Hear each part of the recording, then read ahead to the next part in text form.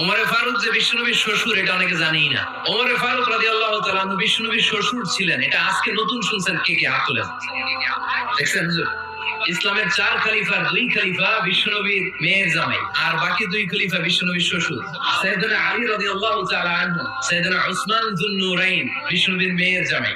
উসমান রাদিয়াল্লাহু তাআলা আনহুর কাছে বিশ্বনবী 2 মেয়েকে বিয়ে দিয়েছিলেন। একজন মারা যাওয়ার পরে আরেকজন। বিশ্বনবী বলেছেন এরপরে আরেকটা থাকে ওইটারও বিয়ে দিতাম। সাইয়েদনা আবু বকর শ্বশুর, বিশ্বনবীর স্ত্রী আম্মা জান আয়েশা রাদিয়াল্লাহু তাআলা আনহার বাবা।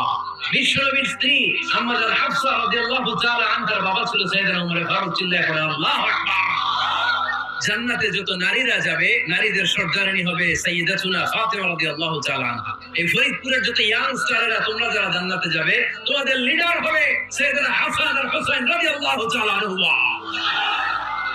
আর বয়স্ক মুরব্বীরা যারা জান্নাতে ঢুকবেন, আপনাদের লিডার হবে সাইয়েদনা আবু বকর আর সাইয়েদনা ওমর ফারুক রাদিয়াল্লাহু তাআলা।